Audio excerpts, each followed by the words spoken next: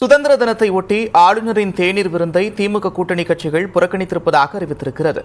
சுதந்திர தினத்தை ஒட்டி ஆளுநர் மாளிகையில் அரசியல் கட்சிகளுக்கு தேநீர் விருந்துக்கு அழைப்பு விடுக்கப்பட்டிருக்கிறது. இந்நிலையில் ஆளுநர் அளிக்கும் தேநீர் விருந்தை புறக்கணிப்பதாக தமிழ்நாடு காங்கிரஸ் கமிட்டி தலைவர் செல்வ பெருந்தகை அறிவித்திருக்கிறார்.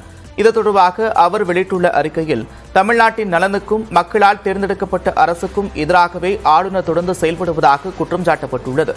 மேலும் தனது பதவிக்காலம் முடியும் பதவியில் ஆளுநர் ஆர்.என். ரவி இருப்பது அரசியலமைப்புக்கு எதிரானது என்றும் செல்வ பெருந்தகை குற்றம் சாட்டியிருக்கிறார்.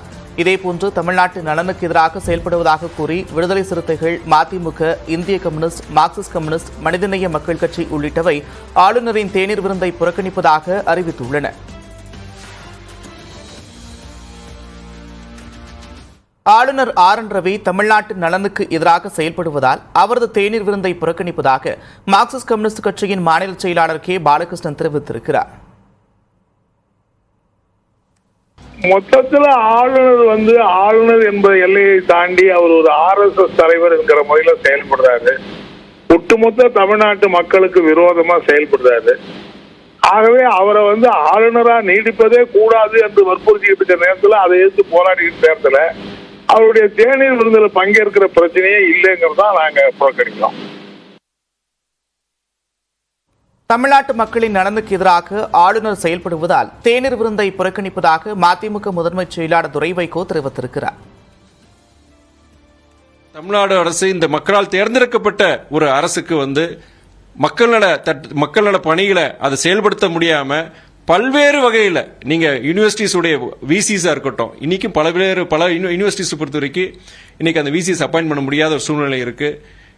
தொடர்ந்து அது நம்ம தமிழ்நாட்டில் இது நடந்துட்டு இருக்கு. நாங்க ஆளுநர் அந்த மாதிரி தேநீர்கள் கலந்துக்கிறதே தமிழக மக்களுக்கு எதிரான ஒரு செயல்பாடை நாங்க பாக்குறோம். நாங்க திருவண்ணாமலையில் குளிர்பானம் குடித்து 6 வயது சிறுமி உயிரிழந்த நிலையில் மாநிலம் முழுவதும் அனைத்து குளிர்பான ஆலைகள் மற்றும் கடைகளில் ஆய்வு செய்ய உணவு பாதுகாப்புத்துறை ஆணையர் உத்தரவிட்டிருக்கிறார். திருவண்ணாமலை மாவட்டம் செய்யாறு அருகே கனிக்கிழுப்பை கிராமத்தில் உள்ள பெட்டி கடையில் கடந்த சனிக்கிழமை காவ்யாஸ்ரீ என்ற 6 வயது சிறுமி 10 ரூபாய்க்கு விற்கப்படும் குளிர்பானம் வாங்கி குடித்திருக்கிறார். குளிர்பானம் குடித்த சிறிது நேரத்திலேயே மூச்சு திணறல் ஏற்பட்டு மயங்கி விழுந்த சிறுமி மருத்துவமனையில் சிகிச்சை பலனளிக்காமல் உயிரிழந்திருக்கிறார். இதனைத் தொடர்ந்து செய்யாறு பகுதியில் உள்ள அனைத்து கடைகளிலும் சோதனை செய்த உணவு பாதுகாப்புத்துறை அதிகாரிகள் குளிர்பான மாதிரிகளை சேகரித்து ஆய்வுக்கு அனுப்பி வைத்தனர். இதன் நீட்சியாக தமிழ்நாடு முழுவதும் உள்ள அனைத்து குளிர்பான ஆலைகளிலும் சோதனை செய்ய உணவு பாதுகாப்புத்துறை ஆணையர் டாவ்னோ உத்தரவிட்டிருக்கிறார். மேலும் கடைகளில் விற்கப்படும் குளிர்பானங்களையும் ஆய்வுக்கு உட்படுத்த உத்தரவிட்டிருக்கக்கூடிய உணவு பாதுகாப்புத்துறை காலாவதியான குளிர்பானங்கள் விற்கப்பட்டால் கடையின் உரிமையாளர் மீது நடவடிக்கை எடுக்க அறிவுறுத்தியிருக்கிறார்.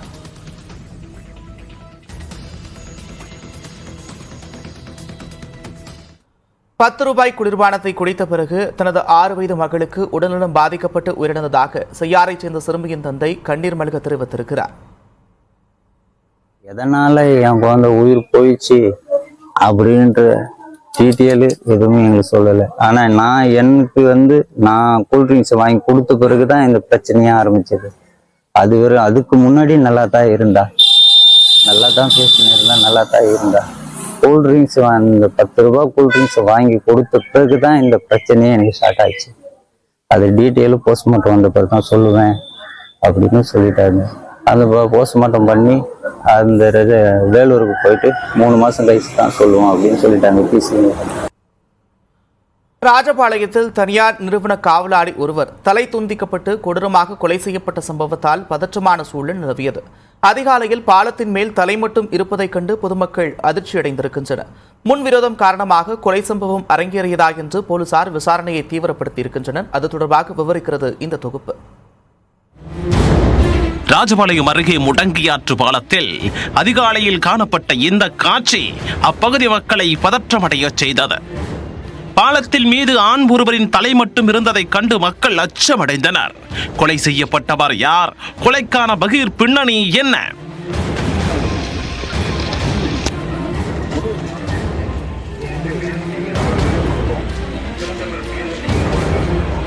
விருதுநகர் மாவட்டம் ராஜபாளையம் அருகே ஐயனார் கோயில் சாலையில் முடங்கியாற்றின் குறுக்கே பாலம் ஒன்று அமைந்துள்ளது. இந்த பாலத்தின் வழியாகத்தான் சுற்றுவட்டார பகுதி மக்கள் வந்து செல்கின்றனர். செவ்வாய்க்கிழமை காலையில் பாலத்தின்படியாக நடந்து சென்ற மக்களுக்கு ஒரு அதிர்ச்சி காத்திருந்தது. ஆற்று பாலத்தின் மேல் துண்டிக்கப்பட்ட நிலையில் ஆண் ஒருவரின் தலை இருந்ததைக் கண்டு அப்பகுதியாக சென்ற மக்கள் பேரதிர்ச்சி அடைந்தனர். உடனே இது குறித்து போலீசாருக்கும் தகவல் தெரிவித்தனர். சம்பவ இடத்திற்கு வந்த ராஜபாளையம் துணை காவல் கண்காணிப்பாளர் அழகேசன் தலைமையிலான போலீசார் பாலத்தின் மேல் இருந்த தலையை கைப்பற்றினர். நீண்ட தேடுதலுக்கு பிறகு சற்று தொலைவில் உடலையும் தேடி கண்டுபிடித்தனர். சம்பவ இடத்திற்கு வந்த தடயவியல் நிபுணர்கள் மற்றும் மோப்பனாயின் உதவியுடனும் போலீசார் தொடர்ந்து ஆய்வு நடத்தினர். இந்த சம்பவம் குறித்து வழக்கு பதிவு செய்த போலீசார் கொலை செய்யப்பட்டவர் யார், எதற்காக கொலை செய்யப்பட்டார் என்ற கோணத்தில் விசாரணையை தொடங்கினர். விசாரணையில் கொலை செய்யப்பட்டவர் தலவாய்புரம் அருகே கணபதி நாச்சியார்புரம் பகுதியைச் சேர்ந்த பூவையா என்பது தெரிய வந்தது. 50 வயதான பூவையா தனியார் கம்பெனி ஒன்றில் காவலாளியாக பணியாற்றி வந்தார். இது தொடர்பாக சந்தேகத்தின் பேரில் அதே ஊரைச் சேர்ந்த 3 பேரை விடுத்து போலீசார் விசாரணை மேற்கொண்டு வருகின்றனர். விசாரணையில் முன்விரோதம் காரணமாக பூவையா கொலை செய்யப்பட்டது தெரிய வந்தது. பூவையா தனக்கு சொந்தமான விவசாய நிலத்தில் ஆடுகளை மேய்த்து வந்துள்ளார். அப்போது அவரின் ஆடுகள் அருகில் உள்ள விளைநிலத்தில் மேய்ந்துள்ளதாக கூறப்படுகிறது. இது தொடர்பாக பூவையாவுக்கும் அவரின் விவசாய நிலத்திற்கு அருகே உள்ள விவசாய நிலத்தைச் சேர்ந்தவர்களுக்கும் முன்விரோதம் இருந்து வந்துள்ளது.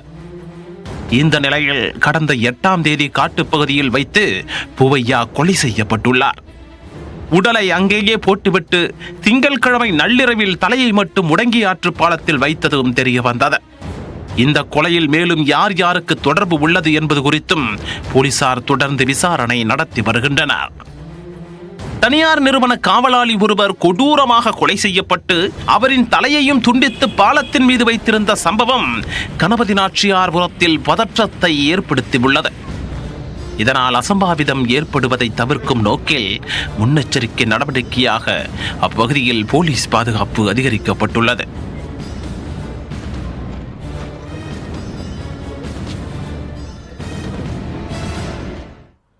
சென்னை சேத்துப்பட்டில் பல்வேறு வழக்குகளில் தொடர்புடைய ரவுடி ரோஹித்ராஜ் என்பவரை பெண் உதவி காவல் ஆய்வாளர் சுட்டுப் பிடித்திருக்கிறார்.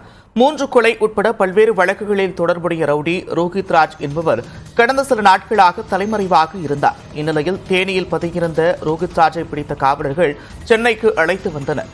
அப்போது சேத்துப்பட்டு பகுதியில் ரோஹித்ராஜ் தப்பித்துச் செல்ல முயன்றதாக கூறப்படுகிறது. அப்போது பெண் காவல் உதவி ஆய்வாளர் கலைச்செல்வி ரோஹித்ராஜின் வலது காலில் துப்பாக்கியால் சுட்டுப் பிடித்திருக்கிறார். இதில் படுகாயமடைந்த ரோஹித்ராஜ் கீழ்ப்பாக்கம் அரசு மருத்துவமனையில் சிகிச்சைக்காக அனுமதிக்கப்பட்டிருக்கிறார். இதனிடையே தப்பி ஓட முயன்ற குற்றவாளியை துப்பாக்கியால் சுட்டுப்பிடித்த உதவி காவல் ஆய்வாளர் கலைச்செல்வியை சென்னை பெருநகர காவல் ஆணையர் அருண் நேரில் அழைத்து பாராட்டு தெரிவித்தார். துணிச்சலான செயலை கௌரவிக்கும் வகையில் வெகுமதியும் வழங்கினார். கோவையில் 10 நாடுகளின் முதற்கட்ட விமானப்படை கூட்டுப்போர் பயிற்சியின் நிறைவு விழா வண்ணமயமாக நடைபெற்றது. கோவை மாவட்டம் சூலூர் இந்திய விமானப்படை தளத்தில் கடந்த சனிக்கிழமை தாரங் சித்தி 2024 என்ற பெயரில் பன்னாட்டு கூட்டு விமானப்படை போர் பயிற்சி தொடங்கியது. 2 கட்டங்களாக நடைபெறும் இப்பயிற்சியில் முதல் கட்டமாக பிரான்ஸ், ஜெர்மனி, இங்கிலாந்து உட்பட 10 நாடுகள் பங்கேற்றன. இதன் முதற்கட்ட பயிற்சி நிறைவு விழாவில் விமானப்படை வீரர்கள் பல்வேறு சாகசங்களை அரங்கேற்றினர்.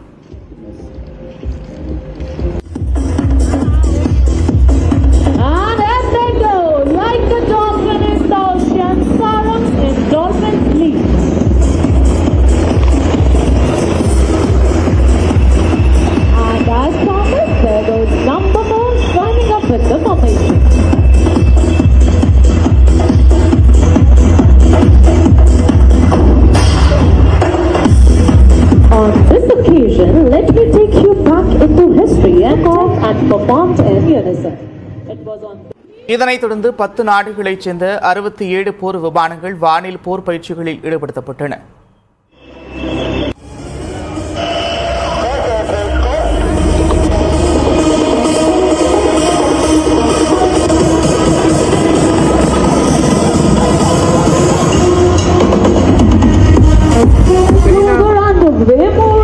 For the vertical synchro maneuver, we call it the double arrow cross.